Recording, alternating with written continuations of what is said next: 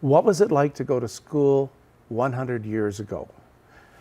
It was much more difficult than what it is today. Kids traveled from their farm to the school many miles on horseback or on foot. On cold days, the school was closed as it was too cold to travel and to heat the school. At school, kids kept the wood-burning stove going for heat, and they had to walk down to the river to fetch water to drink, and the washrooms were an outhouse. There were strict rules for the students as well as the teachers 100 years ago. In 1887, there were only 7 students from 2 families, 5 of the Gates children and 2 from the McLennans. By 1890, there were 18 students.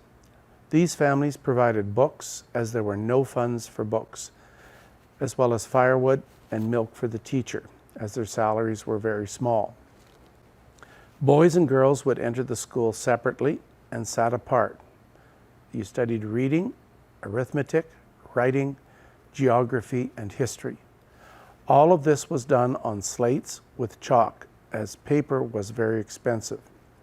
Physical education was recess and playing games outdoors. Most boys chased gophers.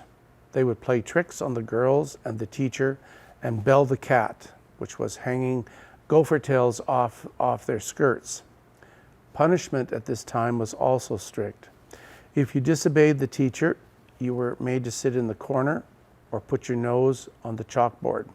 Or worse, you got the switch, hit with a willow stick, form of strap in those days. Female teachers could not get married. They had a curfew and could not travel unless they were with a male that was their father, their brother, or uncle.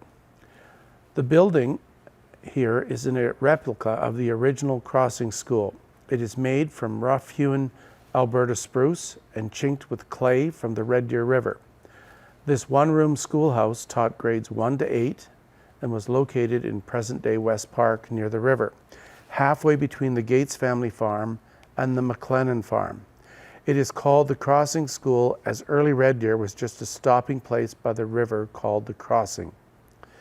Come experience life in 1887 with Mrs. Sutherland, an early teacher, doing a reenactment of our schoolhouse program.